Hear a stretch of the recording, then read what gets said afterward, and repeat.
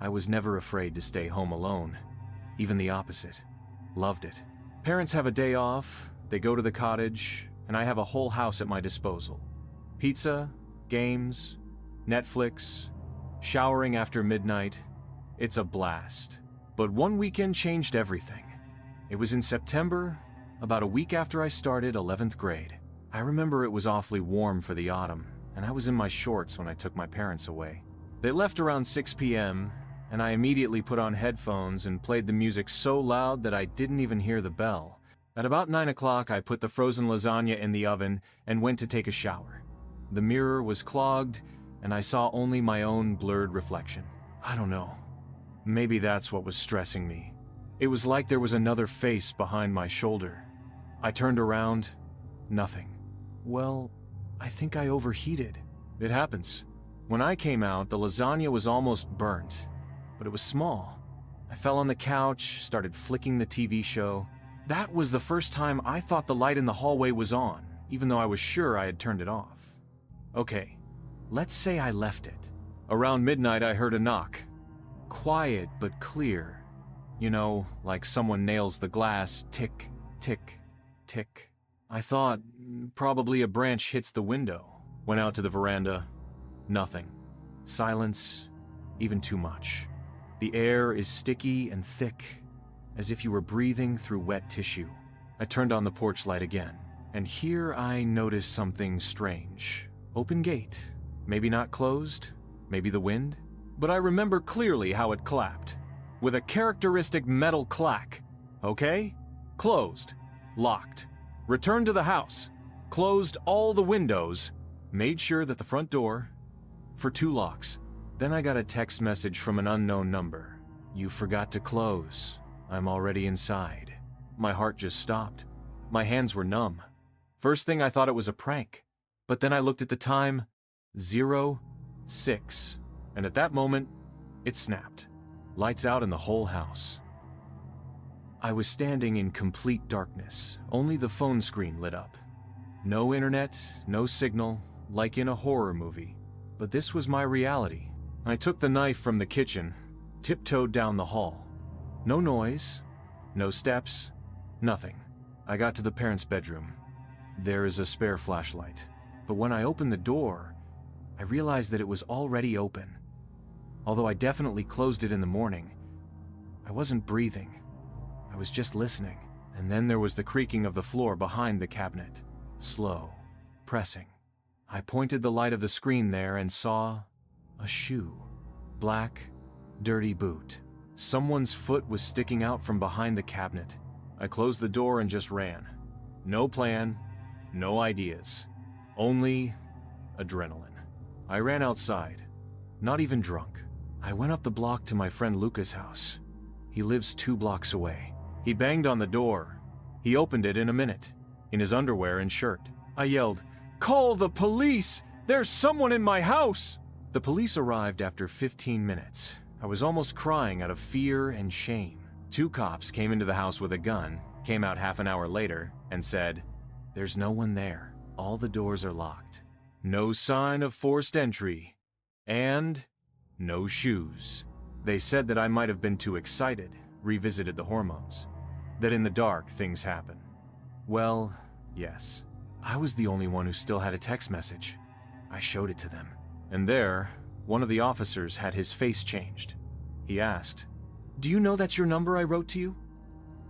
The cop holds out my phone like it's a piece of evidence, which I guess it is now, and asks again, "Did you send this to yourself?" I'm staring at it, my hands clammy and still shaking, and I swear on everything, I did not. I tell him that.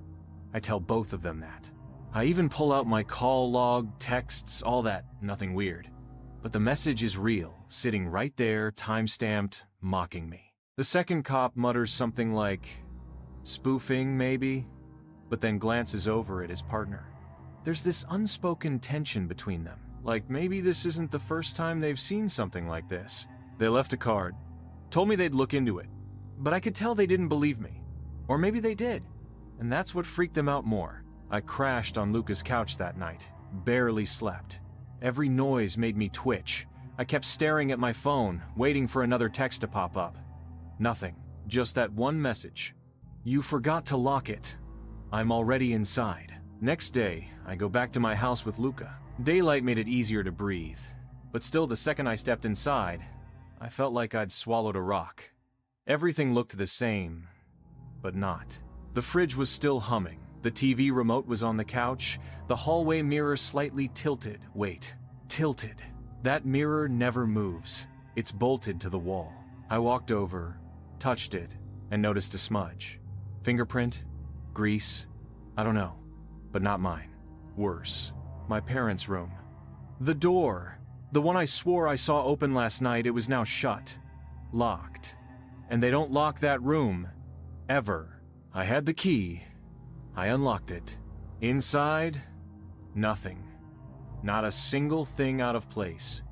No muddy boot, no scuffed floor, no sign anyone had been in there. But then I opened the closet, not even sure why, and on the floor, tucked in the corner behind a box of old sweaters, I found something that didn't belong to us.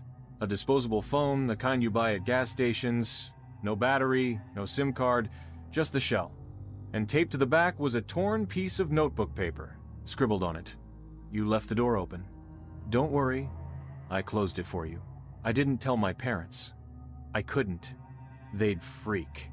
I just shut the closet, shoved the phone in my backpack, and tried to pretend the last 24 hours were some messed up prank.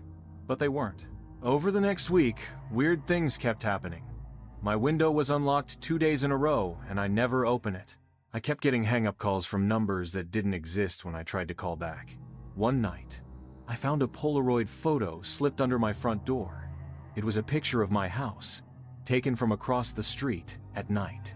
I live in a quiet neighborhood. No one just wanders around like that. I started losing sleep. I stopped staying home alone. I even installed a camera, a cheap indoor one, pointing at my front door. I figured if someone came back, I'd catch them. Guess what I saw? Nothing. For a week straight, nothing.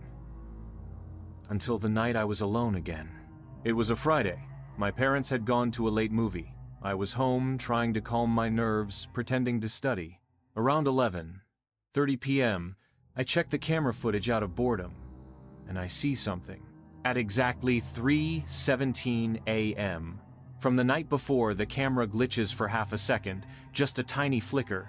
Then the motion detection kicks in. The video shows someone walking past the camera, not towards the door, away from it, which means they were already inside. The figure is tall, thin, dressed in what looks like dark clothes, gloves. Their face is blurred, not from the camera. It's like they're wearing something. A mask. They walk out of frame. That's it. No entry, no exit. They never opened the door. They never triggered the outside cam. They were just already there. I didn't sleep after seeing that footage. I sat in my room, every light in the house on, holding a baseball bat I hadn't touched since middle school. It was 3 a.m. again, and I kept glancing at the hallway like something was just out of view, waiting for me to blink. The footage, the guy walking away from the camera, that wasn't the worst part. The worst part was the time code, 3:17 a.m. When I checked the logs on the camera, that same time popped up 3 times in the past week. Always 3:17, always motion, but the footage glitched every time. It wasn't a one-time thing. This person, whoever they were, had been in my house multiple times, while I was asleep, while my parents were home, while we were eating dinner, probably. I don't even know. The police? I called them again. They told me to reset my router, check the firmware, make sure it wasn't a technical malfunction. They didn't come this time. I started keeping a knife under my pillow, started locking my bedroom door, started sleeping with earbuds in so I wouldn't hear every creak in the floorboards. I was losing it. But then, a few nights later, I woke up around 2:30 a.m. Not to a sound, just suddenly awake, cold sweat. That awful feeling in your gut like you already know something is wrong before your brain catches up. I reached for my phone, no new messages. I turned my head toward the door. It was open, not all the way, just cracked. just enough that I could see the hallway beyond it, and more importantly, the shadow that stretched across the floor. Someone was standing there, just out of sight, not moving, just waiting. I froze, didn't move a muscle. My body was screaming at me to run, to scream, but all I could do was watch. And then, slowly, so slowly, I almost thought I was imagining it, the door began to close. Not slam, not creak. It gently, deliberately clicked shut. I laid there for hours, heart pounding, eyes burning, not sleeping, not blinking, too scared to even breathe loud. Morning came. Light poured in through the window. The door was shut like nothing happened. But when I finally stood up and opened it, just to prove to myself I hadn't imagined it, I saw something tucked into the carpet, folded in half, a piece of printer paper, written in perfect black block letters. You shouldn't sleep with your window unlocked. I didn't. I know I didn't. I checked every night, and then I realized something even worse than the note. There was mud on the windowsill, small prints, like someone had stepped inside, barefoot. But here's the thing. My room's on the second floor. I stared at that mud-streaked windowsill, trying to make it make sense. Maybe it was mine? Maybe I opened the window during the day and forgot? Maybe I leaned out and didn't realize? My brain was clawing for any excuse other than the truth. But the print didn't match my foot. It was smaller, narrower, and way more than one. There were 3 distinct prints leading in. I didn't tell my parents. Again, I couldn't. I was already being treated like I was unraveling, and maybe I was, but that didn't mean this wasn't real. That's the part that messes with you the most. Even if you're not crazy, no one will believe you until it's too late. I started sleeping at friends' houses, Luca mostly. Sometimes I'd just say, I forgot my charger, and use it as an excuse to crash. And for a while, it helped. I got 2 nights of sleep in a row for the first time in weeks. I didn't check my camera, didn't open the texts, just existed. Then Luca's mom got sick, and he had to leave town for a weekend. Everyone else was busy or didn't respond. So that Friday night, I told myself, it's one night, and you'll be fine. I made sure every window was locked, every door. I shoved a chair under my doorknob, kept the knife under my pillow, slept with the hallway light on and my camera app open on my phone next to me. I laid there in bed for maybe an hour before something started to feel off.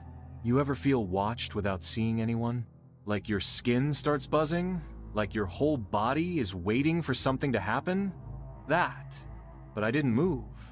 I didn't even open my eyes. Just laid there, perfectly still, until I finally passed out from exhaustion. At 3:17 a.m., my phone buzzed. I opened my eyes and stared at the screen. One new message. No number, no name, just, I'm closer than you think. I sat up so fast I nearly threw up. The room was cold, not, I forgot to close the window. Cold. Wrong cold. The kind of cold where the air feels heavy, like something else is breathing in it with you. I grabbed my phone, opened the camera app. The live feed was on, and someone was in the hallway again. Only this time, they weren't just standing, they were facing my door, swaying, like they were rocking on their feet. Forward, backward, forward, backward. I couldn't see their face. The feed was too grainy, but they were tall, and they were barefoot, and they had their hand pressed flat against my door. The door I barricaded with a chair, and then I swear to you the door handle started to turn. I didn't scream. I didn't move. I couldn't. I just stared as the handle turned, jerked, stopped, and then the swaying stopped too. A pause, like whoever was on the other side was deciding what to do. Then a knock. Not loud, just tap, tap, tap, and a voice, whispered, high-pitched but off, like someone was trying to sound childlike. I don't like it when you sleep somewhere else. The knock came again. Tap, tap, tap, then silence. I sat there, still frozen, until the sun came up. Didn't check the feed again, didn't move, just waited. When my parents came home later that morning, I tried to tell them. I showed them the camera footage, but the app was empty. No events, no videos, no screenshots, like it had reset itself overnight. My phone, my backup emails, all wiped. But I didn't care, because when I finally opened my closet to grab a change of clothes, something fell forward and landed at my feet. It was a hoodie, not mine. Gray, oversized, smelled like damp earth, and stuffed into the front pocket, folded into perfect quarters, was another note. "You locked the door. That's okay. I found another way in." I didn't touch the hoodie. I just backed away like it was radioactive and slammed the closet shut. My parents came home, and I kept my mouth shut this time. What was I gonna say? Hey, someone left me a threatening note in a hoodie that smells like a graveyard. Also, they may or may not live in our walls. Yeah, no. That weekend, I stayed at a hotel. Didn't tell anyone. Paid cash. Left my phone at home and used a burner to call Luca just to hear someone else's voice. I stayed up watching old cartoons like I was 7 years old, trying to remember what it felt like to be safe. It didn't work. At 3:17 a.m., the burner phone buzzed. No caller ID, no name, just one line. "Do you really think I need a phone to find you?" I dropped the thing like it bit me. It clattered to the floor and I just stared at it, breathing too loud in this cheap hotel room that suddenly felt way too quiet. That night, I didn't sleep. I don't think I even blinked. I stayed in hotels for the rest of the month. Never the same one twice. Paid in cash. Turned off all social media. I even stopped going to school. I told my parents I was having panic attacks, which wasn't even a lie at that point. Every night, no matter where I was, something would happen. A knock at the door. A note slipped under it. The power would flicker for just a second, and when it came back, something in the room would be moved. A pen on the table, the TV remote, my shoes. Little things. Just enough to say, I'm still here. It stopped after Halloween. Just ended. No more notes, no more texts, no more glitches on the camera. Nothing. My parents thought I was better. I pretended I was. I went back to school. Smiled when people asked how I was. Got good at pretending. Months passed. I started to believe maybe I'd imagined it all. Maybe I'd cracked under stress. Invented something out of my own fear and anxiety. I was almost convinced. Until a few weeks ago. It was my birthday, I came home from class. No one was there yet, parents were working late, friends coming over later. Just me and the quiet. I went upstairs to my room, and sitting in the middle of my bed, perfectly centered, was a shoebox. No label, no tape, just a plain black shoebox. I didn't want to open it, but of course I did.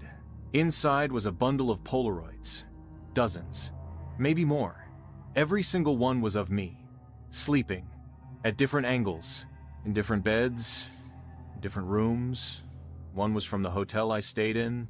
One was from Luca's house. One was from the couch in our living room. And on the very last one, a photo of me in my own bed, face turned toward the camera like I was looking right at it. There was a message written in red ink across the bottom. "I like this one best. You look peaceful here." I moved out 2 days later. Dropped out. Changed cities. Changed names. But sometimes, at 3:17 a.m., I still wake up. Not from a dream, not from a noise, just that buzzing under my skin, like someone standing on the other side of the door, and waiting. Graduation was supposed to be the beginning of the best years of our lives. At least, that's what people say. Truth is, we just wanted to blow off steam. The final exams were hell, and senior year had us on the verge of a collective mental breakdown.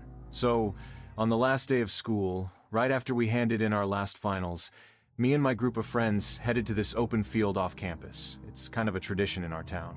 Seniors go there to drink, party, and pretend we're grown-ups before life kicks us in the teeth. It was me, S, T, R, N, and Garrett. Garrett? Yeah, if you've ever known that one friend who's always yelling, "I'm crazy!" like it's a personality trait, that's him. He gets off on chaos, shouts in public for no reason, starts fights over nothing, thinks it's funny to scare people. The guy's an unlit match in a gas station. Fun at parties. A nightmare the moment something goes sideways. We started drinking around 10 a.m. By noon, people were blacking out on picnic blankets and losing their shoes in the grass. Around 2 p.m., we figured it was time to bounce. We were all buzzed, but still walking straight enough to get home on foot. Our campus wasn't far, about 20 minutes. We were walking down the main street, loud, laughing like we had the world figured out, when this guy steps out from an alley and stands right in our path. Homeless, probably. Tall, skinny, wearing a hoodie and a ripped coat over it even though it was like 80 degrees out. At first, he just kind of stared at us. No expression. Just eyes. Dead eyes. Then he started mumbling. Not talking mumbling, like he was arguing with someone who wasn't there. At first, we tried to go around him. We weren't trying to mess with the guy, except Garrett. Of course it was Garrett. He stepped up and started yelling at him. "Move, dude! Get the hell out of the way!" And when the guy didn't respond, Garrett barked, "What, you deaf?" I said. That's when the guy moved. Just one step. Real sudden. And Garrett? This maniac lafed and started screaming like he was in some kind of war movie. He literally yelled, "I'm insane!" and charged the guy like a damn linebacker. The man stepped back, clearly spooked, and bolted across the street. We lost it. I know it was messed up. But the way it happened, Garrett acting possessed, the dude sprinting like his life depended on it, it looked like a cartoon. We were drunk, high on end-of-school adrenaline. We laughed, moved on. Big mistake, because 5 minutes later, R nudged me and whispered, "Dude, look behind us." I turned. The man was back, standing on the opposite sidewalk, just watching, no words, no movement, just still, like a goddamn statue. We picked up the pace, turned down a side street, took a route that should have lost him. And when we turned around, he was there again, still across the street, still silent, still watching. At this point, the laughter died. The drunk buzz was turning sour in my gut. It wasn't funny anymore, we whispered, trying to play it cool. He's probably just walking the same direction. Coincidence, but you could feel the tension creeping in, tightening your chest with every step. We tried taking sharper turns, random side streets, cutting through an alley behind the convenience store. No matter what we did, he was still there. Always just far enough to not be confrontational. Always just close enough to remind us he hadn't left. By the time we got 2 blocks from our house, I was done pretending. I said, flat out, "We are not bringing this guy back to the house." Everyone nodded, except Garrett, who rolled his eyes and muttered something like, "Y'all are soft." And then he sped up. Before we could stop him, Garrett turned a corner and disappeared. We ran to catch up, and by the time we got to the house, he was already at the front door, arms wide like a victorious idiot. "See? Nothing happened!" he called out. "Y'all are just paranoid." We hesitated for a second. The street behind us? Empty. No shadow man, no hoodie. Just summer heat and distant traffic. Maybe he'd finally peeled off. Maybe Garrett was right. We stepped inside. We didn't lock the door right away. Stupid, I know. We flopped down, opened bags of chips, turned on the PlayStation like nothing ever happened. Everyone was trying way too hard to act normal. Nobody said it out loud, but we were all doing that thing where you listen just in case, like checking the sound under the music. I eventually got up to grab my phone from the kitchen counter. I passed by the laundry room where the back door is, and I noticed something weird. It was open. Not just unlocked. Wide open. The little wedge we used to keep it shut? Kicked aside. I froze, then slowly backed up and whispered toward the living room. "Guys, back door's open." They paused the game. Silence. Then R said, "Maybe you forgot to close it earlier?" Except I didn't open it earlier. No one did. I grabbed a flashlight from the drawer. Not sure why. Felt like a flashlight would help somehow. I clicked it on, crept toward the open door, half expecting to see the guy standing on the patio. But there was no one there. That was almost worse. I turned to head back to the living room, and there was a sound. Soft. In the hall behind me. like footsteps over carpet. I spun around and yelled, "Hello!" Nothing. Dead silence. Except now the air in the house felt heavy, like the kind of weight you get before a storm. You could hear your own heartbeat in your ears. I walked slowly toward the bedrooms, past the bathroom, checked the guest room, and then I got to the end of the hallway, to my room. The door was halfway closed. That's when I saw it. A bare foot, just the toes, peeking out from the other side of the door. I froze, didn't breathe. The foot twitched. I ran. Didn't think, didn't look back. I just screamed, "He's inside! He's in the house!" As soon as I screamed, chaos erupted. Everyone jumped up, knocking over drinks, chairs. The controller hit the floor with a crack. Garrett thought I was messing around until the back door slammed shut behind us on its own. That sound was too loud, too fast, too deliberate. I yelled, "He's in my room!" and T just bolted straight out the front door without a word. The rest of us didn't know what to do. Garrett finally snapped out of his idiot fog and grabbed one of those decorative fireplace pokers like it was a damn sword. We crept down the hallway like horror movie extras. Garrett in front, me behind him. The others clutching random junk, a shoe, a lamp. I think N had a half-full water bottle like it was gonna do anything. We reached my room. The door was still half closed. No sound, no movement. Garrett counted to 3, whispered, "Ready?" like we were a SWAT team. Then he kicked the door open. Empty. Or it looked empty. Until we saw that the closet door was ajar. Just a crack. Just enough to see something dark and fabric-like, right there. Still, Garrett took one step forward and said, "Come out, man, it's over." And then the closet door burst open. The guy came out like a damn animal. Not yelling, not screaming, just silent but fast. His hands went straight for Garrett's neck, and they both slammed into the wall. Furniture crashed.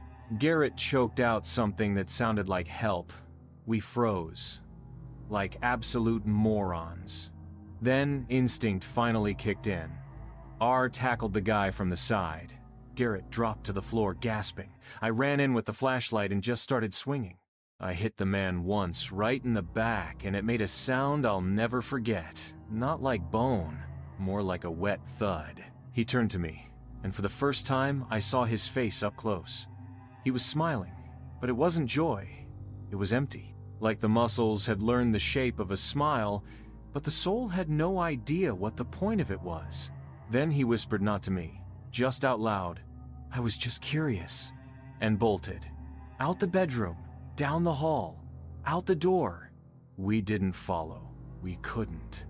Our legs were jelly and our brains were mush. Garrett was bleeding from his neck. I had a deep scratch across my arm I didn't even feel until an hour later. The guy disappeared down the street barefoot. We called the cops. They came. Eventually, and once again, they didn't do anything. No forced entry. No damage to doors. They said, maybe it was a transient. Maybe we provoked him. Maybe we should install a camera. Garrett didn't say a word the whole time. After the cops left, he just sat on the couch, still holding the poker, and said, he was already in the house when we got here. And we were like, what do you mean? And Garrett just looked at us, real slow, eyes wide, and said, when I walked in first, I swear I heard the bathroom flush upstairs. You'd think after something like that, my parents would have moved us out, or at least taken it seriously, but nope. They chalked it up to teen drinking, called the guy a random vagrant, and said we were lucky it didn't end worse. Told me to be more careful who I invited over. I didn't even bother trying to explain that we didn't invite him. None of us had slept that night. Not really. Garrett ended up staying in my room with the poker clutched to his chest. R and N left early the next morning and didn't say much. I showered, bandaged my arm, and stared at my phone for hours like it owed me answers. But the texts never came. The silence was worse than the noise. A few days passed. The fear wore off just enough to let denial creep in. We told ourselves he'd been homeless. High. Dangerous. Yeah, but not personal. Then, a week later, I woke up at 3:17 a.m. I didn't hear a sound, didn't get a text, I just woke up. And there, Sitting on the desk across my room where my math homework had been the night before was something that absolutely wasn't mine. A folded napkin, restaurant kind. Cheap, beige, and slightly crumpled. I sat up, didn't move, didn't even breathe for a second. I could already see there was writing on it. Black ink, thick strokes. I waited until morning. When the sun was up and my house felt less like a coffin, I walked over and read what it said. You stopped walking home. That was it. No punctuation, no signature. Just that sentence. Short, observing, knowing. I threw the napkin away, then took it back out of the trash and flushed it. Then I stood in the shower until the water went cold. I stayed with Garrett after that. He never made jokes anymore. Never yelled. Just sat quiet and alert like a dog who hears thunder long before you do. About a week after the napkin, we were watching TV in his basement when there was a knock at the window. Not the door. The tiny, ground-level basement window behind the couch. We turned around. There was a handprint. Not a knock. Not a rock thrown. Just a single, perfect, oily handprint on the glass. No footsteps outside, no one in the yard. Just the print. I left town 2 weeks later. Didn't say goodbye to anyone but Garrett. Told him, whatever that was, it's not done. He just nodded. Didn't ask where I was going. I think he already knew. I don't walk home anymore. I don't live anywhere longer than a year. And if I ever see a man barefoot in a hoodie, I don't look back. I don't say a word. I just run. Because once you see a stranger follow you home and step inside without ever breaking in, you realize something terrifying. Not everyone standing on the sidewalk is a stranger. Some of them have been inside for a long, long time. Just waiting for you to notice. Everyone knew Sven was weird. Not talks to himself weird or eats glue weird. I mean, off in a way you couldn't quite put your finger on. Like, his presence made the temperature in the room feel wrong. He was in a couple of my classes in 7th grade. Always sat in the far corner, back to the wall. Never looked at anyone unless a teacher forced him to speak. Wore the same dark red scarf every day, even when it was 90 degrees outside. I don't think I ever saw his neck. Nobody bullied him. I think we were too uneasy for that. Even the popular kids left him alone. I sat 2 desks away from him in English. One time, Ms. Bell had us get into groups of 3 for some dumb end-of-year reflection worksheet. Something about how far you've come this year, or whatever. You know, the kind of stuff teachers make you do when they've already mentally checked out for summer. Anyway, everyone breaks into cliques. I get stuck with these 2 other guys, and Sven's just left standing there. No one invites him. He doesn't ask. Just sits back down, alone. That's when Ms. Bell gets up and walks to the classroom phone. She dials a number and speaks real quietly. Her voice didn't sound panicked, more like rehearsed. Like she knew exactly what to say and had been waiting to say it. A minute later, another teacher slips in through the door, a guy I've never seen before, and stands next to her. They start whispering, shooting little glances around the room. Then something strange happens. They start going to certain students, just a few, and quietly say something to them. Each one of those students stands up and follows the teacher out. No one says anything, no announcement, they're just gone. Ms. Bell comes back and doesn't explain a thing. She sits at her desk and pretends nothing happened. Picks up her pen and starts grading papers. Everyone's confused, but no one wants to be the first to ask. Then, like 10 minutes later, the fire alarm goes off. But it didn't feel like a real fire drill.